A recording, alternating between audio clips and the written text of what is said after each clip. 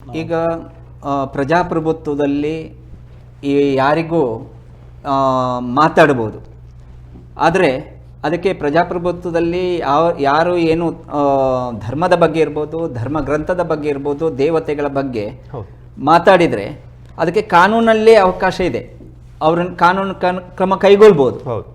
ಇಲ್ಲ ಅಂತಾದರೆ ಈಗೇನು ಸರ್ಕಾರ ಈಗ ದ್ವೇಷ ಭಾಷಣ ಅಂತೇಳಿ ಹೇಳ್ತಾರೆ, ಏಟ್ ಸ್ಪೀಚ್. ಈಗ ಹಿಂದೂಗಳು ಯಾವಾಗ ಒಂದು ಏನಾದರೂ ಮಾತಾಡಿದರೆ ಅದು ತಕ್ಷಣ ಕೇಸ್ ಆಗ್ತದೆ. ಈಗ ತಾನೇ ವಿಜಯ್ ರೇವಣ್ಕರ್ ಅವರು ಹೇಳಿದ್ರು ಸುಮೋಟೋ ಕೇಸ್ ಆಗ್ತದೆ. ಅದೇ ಸಂದರ್ಭದಲ್ಲಿ ಇವರಿಗೆ ಯಾಕೆ ಆಗೋದಿಲ್ಲ ಅಂತೇಳಿ ಒಂದು ಪ್ರಶ್ನೆ.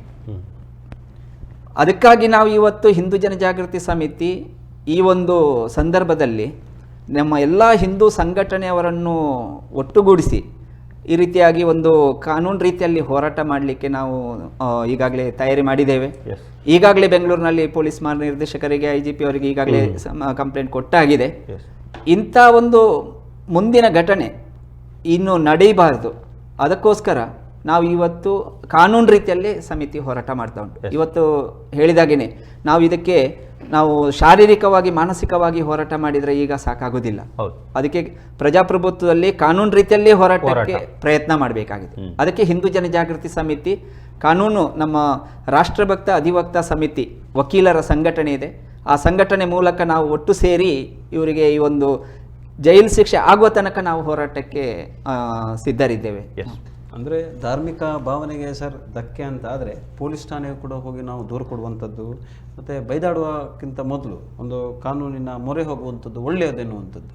ಈಗ ಅದನ್ನೇ ಮಾಡ್ತಾ ಇದ್ದೀವಿ ನಾವು. ಯಾರೇ ನಮ್ಮ ಇದು ಮೊದಲಂತಲ್ಲ, ಇದು ಎಷ್ಟೋ ಸಂದರ್ಭದಲ್ಲಿ ಈಗ ಜಾಕಿರ್ ನಾಯ್ಕ್ ಇರ್ಬೋದು, ಅಥವಾ ಇನ್ನು ಅನೇಕರು ನಮ್ಮ ಧರ್ಮದ ಬಗ್ಗೆ ಯಾರು ಅವಹೇಳನ ಮಾಡ್ತಾರೆ ಅವರ ಬಗ್ಗೆ ಕಾನೂನು ಕ್ರಮ ಕೈಗೊಳ್ಳಲಿಕ್ಕೆ ಹಿಂದೂ ಜನಜಾಗೃತಿ ಸಮಿತಿ ತೀವ್ರವಾಗಿ ಹೋರಾಟ ಮಾಡ್ತದೆ.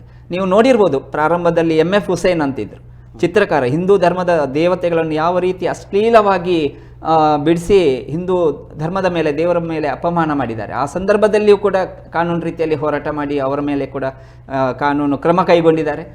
ಇದೇ ರೀತಿ ಈ ಪ್ರೊಫೆಸರ್ ಭಗವಾನ್ನ ವಿರುದ್ಧನೂ ಕೂಡ ಈ ಮೊದಲು ಕೂಡ ಈಗ ಎಷ್ಟೋ ಕೇಸನ್ನು ದಾಖಲಿಸಿತ್ತು. ಅವ್ರ ಮೇಲೆ ಈಗ ಕೋರ್ಟ್ ಜಾಮೀನಿನ ಮೇಲೆ, ಅವರು ಷರತ್ತಿನ ಮೇಲೆ ಹೊರಗಿದ್ದಾರೆ. ಈಗ ಆದರೂ ಕೂಡ ಈ ರೀತಿ ಅವರು ರಾಮನ ಬಗ್ಗೆ ಅಶ್ಲೀಲವಾಗಿ ಅವಹೇಳನವಾಗಿ ಮಾತಾಡ್ತಾರಂತಾದರೆ ಇದು ಒಂದು ರೀತಿಯ ಷಡ್ಯಂತ್ರ. ಇದರ ಹಿಂದೆ ಒಂದು ದೊಡ್ಡ ಒಂದು ಷಡ್ಯಂತ್ರ ಇದೆ. ಅದರಿಂದ ನಾವು ಇವತ್ತು ಎಲ್ಲ ಹಿಂದೂ ಸಮಾಜ ಇದಕ್ಕೆ ಕಾನೂನು ರೀತಿಯಲ್ಲಿ ಹೋರಾಟ ಮಾಡಿ ಅವರನ್ನು ಇವತ್ತು ಈ ಒಂದು ಅವಹೇಳನ ಮಾಡುವಂಥದ್ದು ನಿಲ್ಲುವ ತನಕ ನಾವು ಕಾನೂನು ರೀತಿಯಲ್ಲಿ ಹೋರಾಟ ಮಾಡಬೇಕಾಗಿದೆ. ಈಗ ವಿಜಯಕುಮಾರ್ ಅವರೇ, ಈ ಒಂದು ವಿಚಾರದಲ್ಲಿ ನಾವು ಒಂದು ಹೋರಾಟ ಮತ್ತು ಹಿರಿಯರು ಧರ್ಮ ಗ್ರಂಥಗಳ ಬಗ್ಗೆ ನಮಗೆ ಅಪಾರ ಗೌರವದೆ ಎಲ್ಲ ತಿಳ್ಕೊಂಡಿದ್ದೇವೆ. ಆದರೆ ಈಗ ಜೆನ್ಸಿ ಅಂತ ಹೇಳ್ತಕ್ಕಂಥದ್ದು ಭಾಳಷ್ಟು ಈ ಧಾರ್ಮಿಕ ಗ್ರಂಥ, ನಮ್ಮ ಒಂದು ರಾಮಾಯಣ ಮಹಾಭಾರತ ಇರ್ಬೋದು, ಅದರ ಅಧ್ಯಯನದಲ್ಲಿ ಭಾಳಷ್ಟು ಹಿಂದುಳಿದೆ ಅಂತ ಹೇಳ್ಬೋದು. ಯಾಕೆಂದರೆ ನಮ್ಮ ಪಠ್ಯಕ್ರಮದಲ್ಲಿಲ್ಲ. ಹಾಗಾಗಿ ಅವರಿಗೆ ಒಂದು ಜಾಗೃತಿ ಮೂಡಿಸುವಂಥ ಇಂಥಗಳ ವಿಚಾರ ಬಂದಾಗ ಖಂಡಿಸುವಂಥದ್ದು ಯಾವ ರೀತಿ ನಮ್ಮ ಒಂದು ಮುಂದಿನ ಹೆಜ್ಜೆಯಾಗಿರಬೇಕು? ಈಗ ತಾನೇ ವಿಜಯ್ ರೇವಣ್ಕರ್ ಅವರು ಹೇಳಿದರು, ಹಿಂದೂಗಳಲ್ಲಿ ನಮ್ಮ ಧರ್ಮದ ಬಗ್ಗೆ, ಧರ್ಮ ಗ್ರಂಥದ ಬಗ್ಗೆ, ದೇವತೆಗಳ ಬಗ್ಗೆ ಒಂದು ಜ್ಞಾನವನ್ನು ಕೊಡುವಂಥ, ಮಾರ್ಗದರ್ಶನ ಮಾಡುವಂಥ ಒಂದು ವ್ಯವಸ್ಥೆ ಈಗ ಕಡಿಮೆ ಆಗಿದೆ. ನಾವು ಹಿಂದೆ ನೋಡಿದರೆ ಈ ನಮ್ಮ ಒಂದು ಧರ್ಮ ಗ್ರಂಥಗಳ ಬಗ್ಗೆ ತಕ್ಷಶಿಲಾ, ನಳಂದ ವಿಶ್ವವಿದ್ಯಾಲಯಗಳಿತ್ತು. ಅದಕ್ಕೆ ಹಿಂದೆ ಹೋದರೆ ನಮ್ಮ ಗುರುಕುಲಗಳಿತ್ತು. ಆ ಗುರುಕುಲದಲ್ಲಿ ಎಲ್ಲ 64 ಕಲೆಗಳನ್ನು ಏನು ಇದೆ ನಮ್ಮ ಧರ್ಮದಲ್ಲಿ ಎಲ್ಲವನ್ನು ಆ ಒಂದು ಗುರುಕುಲದಲ್ಲಿ ಒಂದು 18 ವರ್ಷದ ತನಕ ಆ ಶಿಕ್ಷಣವನ್ನು ಪಡೆಯುವಂಥ ಒಂದು ವ್ಯವಸ್ಥೆ ಇತ್ತು. ಆ ವ್ಯವಸ್ಥೆ ಇವತ್ತು ಈ ಮೆಕಾಲೆ ಶಿಕ್ಷಣ ಬಂದ ನಂತರ ನಮಗೆ ಅದು ಬಿಟ್ಟು ಹೋಯಿತು. ಆದ್ರಿಂದ ನಮ್ಮ ಪವಿತ್ರ ಗ್ರಂಥಗಳು ಇವತ್ತು ರಾಮಾಯಣ ಇರ್ಬೋದು, ಮಹಾಭಾರತ ಇರ್ಬೋದು, ಭಗವದ್ಗೀತೆ ಇರ್ಬೋದು, ಪುರಾಣಗಳಿರ್ಬೋದು, ವೇದಗಳಿರ್ಬೋದು, ಎಲ್ಲವನ್ನು ಕೂಡ ಇವತ್ತು ನಮ್ಮ ಸಾಮಾನ್ಯ ಹಿಂದೂಗಳಿಗೆ ಅದನ್ನು ತಿಳ್ಕೊಳ್ಳುವಂಥ ಒಂದು ಆ ಕ್ಷಮತೆನೇ ಇಲ್ಲ. ಆದ್ರಿಂದ ಆ ವ್ಯವಸ್ಥೆ ಯಾವಾಗ ಬಿಟ್ಟು ಹೋಯ್ತೋ, ಸುಮಾರು ಒಂದು 4-5 ಪೀಳಿಗೆಯಿಂದ ಈ ವ್ಯವಸ್ಥೆ ಬಿಟ್ಟು ಹೋಯ್ತು. ನಮಗೆ ಯಾರು ಕೂಡ ಹೇಳಿಕೊಡುವವರಿಲ್ಲ ಇವತ್ತು. ಆದ್ರಿಂದ ಈ ಒಂದು ಸ್ಥಿತಿಗೆ ಬರಲಿಕ್ಕೆ ಕಾರಣ ಇಷ್ಟು ನೀವು ಈಗಾಗಲೇ ಪ್ರಸ್ತಾಪ ಮಾಡಿದ್ರಿ. ಇಷ್ಟೆಲ್ಲ ಕೋಟ್ಯಾಂತರ ಹಿಂದೂಗಳು ನಮ್ಮ ಶ್ರದ್ಧೆ 500 ವರ್ಷದ ಹೋರಾಟದ ಫಲವಾಗಿ ಈಗ ನಮಗೆ ರಾಮ ಮಂದಿರ ಆಯಿತು. ಆ ರಾಮ ಮಂದಿರಕ್ಕೆ ಇಷ್ಟು ಲಕ್ಷಾಂತರ ಕೋಟ್ಯಾಂತರ ಜನ ಅದಕ್ಕೆ ಹೋರಾಟ ಮಾಡಿ ರಾಮ ಮಂದಿರ ನಿರ್ಮಾಣ ಆಯಿತು ಇವತ್ತು. ಆದರೆ ಇವತ್ತು ಇಂಥ ಒಂದು ರಾಮನ ಬಗ್ಗೆ ಇವತ್ತು ಇಷ್ಟೆಲ್ಲ ಅವಹೇಳನಕಾರಿಯಾಗಿ ಅಶ್ಲೀಲವಾಗಿ ಮಾತಾಡ್ತಾ ಇರುವಂಥ ಇಂಥ ಒಂದು ಪ್ರೊಫೆಸರ್ ಭಗವಾನ್ನ ವಿರುದ್ಧ ಹಿಂದೂಗಳು ಎದ್ದು ಹೋರಾಟ ಮಾಡಬೇಕಿತ್ತು. ಓಕೆ, ಆದರೆ ಜಾಗೃತಿ ಇಲ್ಲ ಇವತ್ತು. ಸರ್ ಎಸ್, ಇವಾಗ ಕೇಮಾರು ಸ್ವಾಮೀಜಿಗಳು ಹೇಳಿದಾಗೆ ಸರ್, ಬೆಳೆಯುವ ಸಿರಿ ಮೊಳಕೆಯಲ್ಲಿ ಅಂತ ಗಾದೆ ಮಾತಿದೆ. ಅಂದರೆ ಸರ್, ಈಗ ನಮ್ಮ ಮನೆಯ ಮಕ್ಕಳಿಗೆ ವಾಲ್ಮೀಕಿ ಯಾರು, ರಾಮ ಯಾರು, ಸೀತೆ ಯಾರು ಎನ್ನುವಂಥದ್ದನ್ನು ನಾವೇ ಹೇಳಿಕೊಡೋದಿಲ್ಲ ಅಂತ ಆದರೆ ಹೊರಗಿನವರು ತಪ್ಪು ತಪ್ಪಾಗಿ ಏನಾದರೂ ಒಂದು ಹೇಳ್ತಾರೆ. ನಮ್ಮ ಮಕ್ಕಳಿಗೆ ನಾವೇ ಹೇಳಿದಾಗೆ ಬೇಸ್ ಒಂದು ಸಂಸ್ಕಾರ ಎನ್ನುವಂಥದ್ದು ಅದನ್ನು ನಾವು ಕಳಿಸಿದರೆ ಆವಾಗ ನಮಗೆ ಅದರ ಬಗ್ಗೆ ಕತೆ ಗೊತ್ತಿದ್ದರೆ ಮತ್ತೆ ನಾವು ಅವರು ಏನು ಪ್ರಶ್ನೆ ಮಾಡ್ತಾರೋ ಅವಾಗ ನಾವು ಅಲ್ಲೇ ಉತ್ತರ ಕೊಡ್ತೇವೆ ಅಲ್ವಾ? ಇದಕ್ಕೆ ಸುಮಾರು ಒಂದು 400 ವರ್ಷಗಳ ಹಿಂದಿನಿಂದ ಈ ಒಂದು ಷಡ್ಯಂತ್ರ ನಡೀತಾ ಉಂಟು. ನಮ್ಮ ಹಿಂದೂಗಳಿಗೆ ನಮ್ಮ ಧರ್ಮದ ಬಗ್ಗೆ ಎಲ್ಲಿಯೂ ಕೂಡ ಶಿಕ್ಷಣದಲ್ಲಿ ಸಿಗಬಾರ್ದು. ಈಗ ಮುಸಲ್ಮಾನರ ಬಗ್ಗೆ ನಾವು ಕೇಳೋದಾದ್ರೆ ಸಣ್ಣ ಮಕ್ಕಳಿಂದ ಹಿಡಿದು ಅವರಿಗೆ ಮದ್ರಸಾದಲ್ಲಿ ಆ ಶಿಕ್ಷಣ ಕೊಡ್ತಾರೆ, ಹೌದು, ಅವರ ಒಂದು ಪಂಥದ ಬಗ್ಗೆ. ಹೌದು, ಕರೆಕ್ಟ್. ಕ್ರೈಸ್ತರಿಗೆ ಅವರ ಒಂದು ಚರ್ಚಲ್ಲಿ ಕಾನ್ವೆಂಟ್ಗಳಲ್ಲಿ ಶಿಕ್ಷಣ ಸಿಗ್ತದೆ. ಸರಿ. ಹಿಂದೂಗಳಿಗೆ ಎಲ್ಲಿಯೂ ಕೂಡ ಇವತ್ತು ಸಿಗ್ತಾ ಇಲ್ಲ. ಹಿಂದೆ ನೀವು ರಾಮಾಯಣ, ಮಹಾಭಾರತ, ಭಗವದ್ಗೀತೆ ಇದೆಲ್ಲ ಒಂದು ಯಕ್ಷಗಾನದ ಮೂಲಕ ಅಥವಾ ಹರಿಕಥೆಗಳ ಮೂಲಕ ಎಲ್ಲ ಒಂದು ಹಿರಿಯರು ಪಡ್ಕೊಂಡು ಅದನ್ನು ನಮ್ಮ ಮಕ್ಕಳಿಗೆ ಹೇಳಿಕೊಡ್ತಾ ಇದ್ದಾರೆ. ಆ ಒಂದು ಈಗಿನ ಒಂದು ಎಲೆಕ್ಟ್ರಾನಿಕ್ ಯುಗದಲ್ಲಿ ಅದನ್ನು ಯಾರು ಇವತ್ತು ಮನೆಯಲ್ಲಿ ಹೇಳಿಕೊಡುವಂಥ ವ್ಯವಸ್ಥೆ ಇಲ್ಲ. ಇನ್ನು ಎರಡನೇದಾಗಿ ಶಾಲೆಯಲ್ಲಿ ಸಿಗಬೇಕಿತ್ತು. ಶಾಲೆಯಲ್ಲಿ ನಮ್ಮ ಹಿಂದೂಗಳಿಗೆ ಅದನ್ನು ಸಿಗದ ಹಾಗೆ ಕಾನೂನಿನಲ್ಲಿ ಸಂವಿಧಾನದಲ್ಲಿ ಮಾಡಿಬಿಟ್ರು. ನಮಗೆ ಕಲಮು 29ರಲ್ಲಿ 30ರಲ್ಲಿ ನೋಡಿದರೆ ಯಾವುದೇ ಕಾರಣಕ್ಕೂ ಬಹುಸಂಖ್ಯಾತ ಹಿಂದೂಗಳು ಶಾಲಾ ಶಿಕ್ಷಣದಲ್ಲಿ ಧರ್ಮ, ದೇವರು ಇದು ಬರಬಾರದು, ಸಂವಿಧಾನದಲ್ಲೇ ಮಾಡಿಬಿಟ್ರು.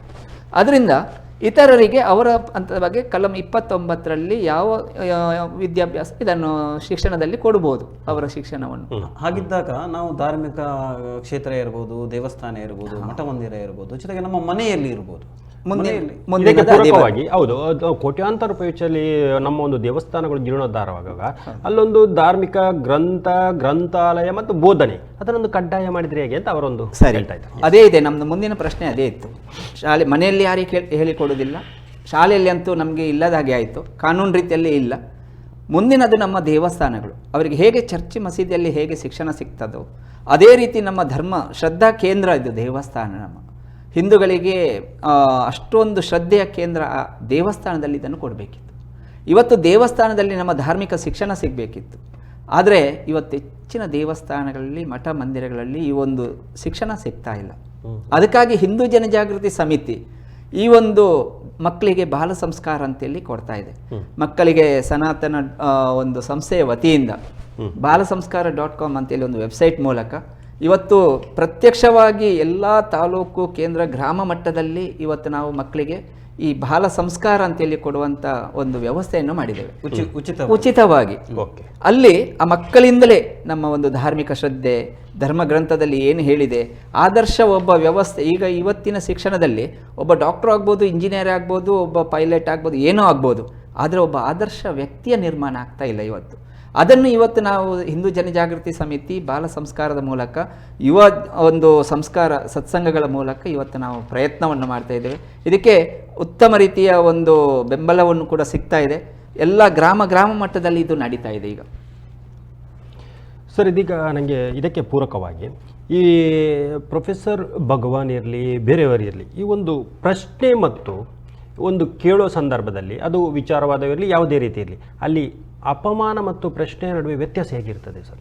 ಯಾಕೆಂದರೆ ಇವರು ಕೇಳುವುದು ಹೇಗೇನಂತಂದರೆ ನಮ್ಮ ನಂಬಿಕೆಯನ್ನೇ ಪ್ರಶ್ನಿಸುವಂಥದ್ದು. ಆ ವಿಚಾರದಲ್ಲಿ ತಾವು ಯಾವ ರೀತಿ ಹೇಳಿಕೆ ಬಯಸ್ತೀರಿ? ಇದಕ್ಕೆ ಈಗ ಮೊನ್ನೆದ್ದು ಘಟನೆ, ಜೂನ್ 9ರಂದು ಘಟನೆ ಈಗ ಪ್ರಸ್ತಾಪ ಆಯಿತು. ಹೌದು. ಅಲ್ಲಿ ಯಾವ ರೀತಿಯ ಒಂದು ಪ್ರಶ್ನೆ ಕೇಳ್ತಾರಂತಾದರೆ, ದಶರಥನಿಗೆ ರಾಮ ದಶರಥನಿಗೆ ಹುಟ್ಟಿಲ್ಲ. ಹೌದು. ಅಲ್ಲಿ ದಶರಥ ಮಹಾರಾಜರು, ಆ ದಶರಥ ಮಹಾರಾಜರ ಹೆಸರು ಹೇಳಲಿಕ್ಕೆ ಇವನಿಗೆ ಅರ್ಹತೆ ಇಲ್ಲ. ಅಂತ ಒಂದು ದಶರಥ ಮಹಾರಾಜರ ಒಂದು ಯಾವ ರೀತಿ ಒಂದು ಕೆಳಮಟ್ಟದ ಒಂದು ಇದನ್ನು ಮಾತಾಡಿದ್ದಾರೆ ಅಂತ ಹೇಳಿದ್ರೆ, ಪುತ್ರ ಕಾಮೇಷ್ಟಿ ಯಾಗ ಮಾಡುವಾಗ ದಶರಥ ಮಹಾರಾಜರು, ನಮ್ಮ ಪುರಾಣಗಳಲ್ಲಿ ಉಲ್ಲೇಖ ಇದೆಯಲ್ಲ ಸರ್, ಉಲ್ಲೇಖ ಇದೆಯಲ್ಲ, ಅಂತ ಒಂದು ಪವಿತ್ರ ಪುತ್ರ ಕಾಮೇಷ್ಟಿ ಯಾಗದ ಸಂದರ್ಭದಲ್ಲಿ ಆ ರಾಣಿ ಆ ಪುರೋಹಿತರೊಟ್ಟಿಗೆ ಮಲಗಿದಾರಂತ ಹೇಳ್ತಾರೆ. ಎಂತ ವಿಚಾರಧಾರೆಗಳು ಇದು ಅವರು ಹೇಳ್ತಾರಲ್ವಾ, ಅದು ಇದು ಮೂಲ ವಾಲ್ಮೀಕಿ ರಾಮಾಯಣದಲ್ಲಿ ಇದೆ ಅಂತೇಳಿ ಹೇಳ್ತಾರಲ್ಲ, ಇದು ಎಲ್ಲಿಯಾದರೂ ಅಲ್ಲಿ ಇದೆಯಾ? ಎಂಥ ಕೀಳು ಮಟ್ಟದ ಒಂದು ಮಾತಿಗೆ ಇಳಿತಾರಂತಾದರೆ ಆ ಹೆಸರಿಗೆ ಅವರಿಗೆ ಯೋಗ್ಯತೆ ಇಲ್ಲ. ಆ ಭಗವಾನ್ ಅಂತೇಳಿ ಹೆಸರಿಟ್ಟಿದ್ದಾರಲ್ಲ, ಅದಕ್ಕೆ ಅವರಿಗೆ ಯೋಗ್ಯತೆ ಇಲ್ಲ. ಕನ್ನಡದಲ್ಲಿ ಬರುವಾಗ ಅದು ಇಲ್ಲ ಅಂತ ಹೇಳ್ತಾ ಇದ್ದಾರೆ, ಅಂದರೆ ತಪ್ಪಿಸಿದ್ದಾರೆ ಅಂತ. ಯಾರಾದರೂ ಅಂತ ಒಂದು ಮೂಲ ಗ್ರಂಥವನ್ನು ಯಾರಾದರೂ ಹಾಗೆ ಚೇಂಜ್ ಮಾಡಲಿಕ್ಕೆ ಆಗುತ್ತಾ ಸರ್? ಯಾಕೆ ಅಂತ ಅದನ್ನು ಅವರು ಕನ್ನಡಕ್ಕೆ ತರ್ಜುಮೆ ಮಾಡ್ಬೋದು ಅಷ್ಟೇ. ಹೌದು, ಅದನ್ನು ಮೂಲ ಗ್ರಂಥದಲ್ಲಿ ಇದೆಲ್ಲ ಉಂಟಂತೇಳಿ ಅವರು ನಮಗೆ ತೋರಿಸಬೇಕು. ದೇವರನ್ನು ಗ್ರಂಥವನ್ನು ಅವಹೇಳನ ಮಾಡುವಂಥದ್ದು ಎಷ್ಟರ ಮಟ್ಟಿಗೆ ಸರಿ ಸರ್? ಇಲ್ಲದನ್ನು ಉಂಟು ಅಂತ ಹೇಳಿ ಅಂದರೆ ಅವರು ಅವರದೇ ಆದಂಥ ನನ್ನ ಪುಸ್ತಕದಲ್ಲಿ ಬರ್ತಿದ್ದೇನೆ ಅಂತ ಹೇಳ್ತಾ ಇದ್ದಾರೆ ಸರ್. ಆ ಒಂದು ರೀತಿಯಲ್ಲಿ ಯಾವ ರೀತಿ ಅಂತ ಈಗ ಇದರ ಬಗ್ಗೆ ನಾವು ಈಗಾಗಲೇ ಅವ್ರಿಗೆ ಕಾನೂನು ರೀತಿಯಲ್ಲಿ ಆ ಸಂದರ್ಭದಲ್ಲಿ ಒಂದು ರಾಮಾಯಣ ಇದು ಅಯೋಧ್ಯೆಯ ಒಂದು ರಾಮ ಮಂದಿರ ಯಾಕೆ ಬೇಕು ಅಂತೇಳಿ ಪುಸ್ತಕದಲ್ಲಿ ಬರೆದಿದ್ದಾರೆ. ಆ ಪುಸ್ತಕದಲ್ಲಿ ಅವರು ಆ ಬರ್ದದಕ್ಕೆ ನಾವು ಅದನ್ನು ಎಷ್ಟು ಅವಮಾನ ಮಾಡಿದಾರಲ್ಲ, ಆವಾಗ ನಾವು ಕೂಡ ಕೇಸ್ ಹಾಕಿದ್ದೇವೆ ಅವರಿಗೆ. ಆ ಕೇಸ್ ಹಾಕಿ ಅವರು ಈಗ ಒಂದು ಷರತ್ತಿನ ಮೇಲೆ ಹೊರಗಿದ್ದಾರೆ ಅವರು. ಆದ್ರೂ ಕೂಡ ಈ ರೀತಿ ಪ್ರಶ್ನಿಸ್ತಾರಂತಾದ್ರೆ ಇವರಿಗೆ ಕಾನೂನಿನ ಭಯ ಇಲ್ಲ ಒಂದು ರೀತಿಯಲ್ಲಿ. ಇವತ್ತು ಹಿಂದೂ ಧರ್ಮದ ಬಗ್ಗೆ ಮಾತ್ರ ಇವತ್ತು ಯಾಕೆ ಮಾತಾಡ್ತಾರಂದ್ರೆ, ಇವತ್ತು ಹಿಂದೂ ಸಮಾಜದ ಬಗ್ಗೆ ಧರ್ಮದ ಬಗ್ಗೆ ಮಾತಾಡಿದ್ರೆ ಅವರಿಗೆ ಒಂದು ರೀತಿಯಲ್ಲಿ ಗೌರವ ಪುರಸ್ಕಾರಗಳು ಸಿಗ್ತದೆ ಇವತ್ತು ಹಿಂದೂ ಸಮಾಜದ. ಅಂತ ಒಂದು ಯಾರು ಇವತ್ತು ಹಿಂದೂ ಧರ್ಮದ ಬಗ್ಗೆ ದೇವರ ಬಗ್ಗೆ ಮಾತಾಡ್ತಾರೆ ಅವರಿಗೊಂದು ಕೆಲವು ಎಲ್ಲ ಪ್ರಶಸ್ತಿಗಳು ಸಿಗ್ತದೆ. ಇಂಥ ಸ್ಥಿತಿ ನಮ್ದು. ಈಗ ತಾನೇ ಹೇಳಿದಾಗೆ ನಮ್ಮ ಹಿಂದೂ ಧರ್ಮದ ಬಗ್ಗೆ ಯಾರು ಏನು ಮಾತಾಡ್ಬೋದು, ಇವತ್ತು ಯಾರು ಏನು ಮಾತಾಡಿದ್ರು ಅದಕ್ಕೆ ಕಾನೂನು ಅಡೆತಡೆ ಬರುವುದಿಲ್ಲ. ಇವತ್ತು ಎಲ್ಲಿವರೆಗೆ ಅಂತ ಹೇಳಿದ್ರೆ ಇವರ ಮೇಲೆ ಕಾನೂನು ಕ್ರಮ ಕೈಗೊಳ್ಳುವ ಬದಲು ಇವರಿಗೆ ಸರ್ಕಾರ ಇವನ್ನು ರಕ್ಷಣೆಗಾಗಿ 50 ಲಕ್ಷ ರೂಪಾಯಿ ಖರ್ಚು ಮಾಡ್ತದೆ. ಯಾರ್ದು ನಮ್ದು ಸಾರ್ವಜನಿಕ ನಾವು ತೆರಿಗೆ ಕಟ್ಟಿದ ಹಣವನ್ನು ಇವತ್ತು ಇವರ ರಕ್ಷಣೆಗೆ ಕೊಡ್ತಾರಂತಾದ್ರೆ ಇವರ ಬಗ್ಗೆ ನಾವು ಮತ್ತೇನು ನಾವು ನಿರೀಕ್ಷೆ ಮಾಡ್ಬೋದು. ವಿಜಯ್ ಕುಮಾರ್ ಸರ್, ಕೊನೆಯದಾಗಿ ಒಂದು ವಿಚಾರದಲ್ಲಿ ನಾವು ಭಾಳಷ್ಟು ಏನು ದೂರವಾಣಿ ಕರೆ ಮಾಡಿದವರು ಇರ್ಬೋದು, ತಮ್ಮ ವಿಚಾರಗಳು ಹೇಳಿದ್ದಾರೆ, ಸ್ವಾಮೀಜಿಯವರು ಹೇಳಿದ್ದಾರೆ. ಕೊನೆಯದಾಗಿ ತಾವು ಯಾವ ರೀತಿ ಹೇಳಲಿಕ್ಕೆ ಬಯಸ್ರಿ? ಇಂಥ ಒಂದು ನೆಗ್ಲೆಕ್ಟ್ ಮಾಡೋದು ಒಳ್ಳೆಯದಾ, ಇಂಥವುಗಳನ್ನು ನಾವು ಬಿಟ್ಬಿಡೋದು ಒಳ್ಳೆಯದಾ? ಅಲ್ಲ, ಇಂಥ ಒಂದು ವಿಚಾರಗಳನ್ನು ಯಾರಾದರೂ ಹೇಳಿದಾಗ ನಮ್ಮ ಗ್ರಂಥಗಳ ಬಗ್ಗೆ, ನಮ್ಮ ಸಮಾಜದ ಬಗ್ಗೆ ಅದಕ್ಕೆ ಪ್ರತಿಭಟನೆ ವ್ಯಕ್ತಪಡಿಸಿ ಕಾನೂನಾತ್ಮಕವಾಗಿ ಹೋರಾಟ ಮಾಡಿ ಅದನ್ನು ನಾವು ಬಗೆಹರಿಸಿಕೊಳ್ಳುವುದು ಒಳ್ಳೆಯದಾ ಅಂತ ಕೊನೆಯದಾಗಿ ತಾವು ಯಾವ ರೀತಿಯ ಸಂದೇಶವನ್ನು ನೀಡಲಿಕ್ಕೆ ಬಯಸ್ತೀರಿ? ಒಂದು ಹೇಳಬೇಕಿತ್ತು, ಆಗ ಇನ್ನೊಂದು ಅವರು ಉಲ್ಲೇಖ ಮಾಡಿದ್ದಾರೆ. ರಾಮ ಮದ್ಯಪಾನ ಮಾಡ್ತಿದ್ದ.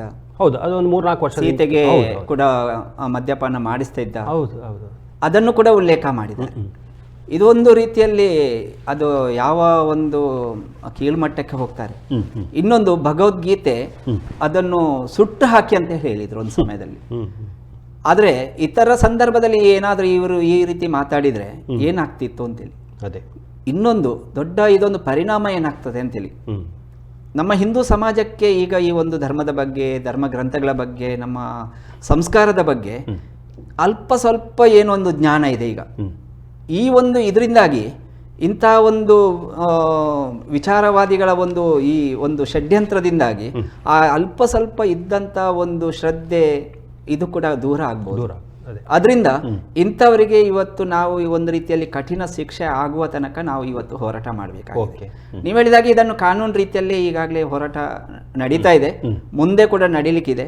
ಮುಂದೆ ಇಂಥವರು ಇನ್ನು ಯಾವುದೇ ರೀತಿ ಈ ಒಂದು ಇಂಥ ಕೀಳ್ಮಟ್ಟಕ್ಕೆ ಇಳಿಬಾರದು.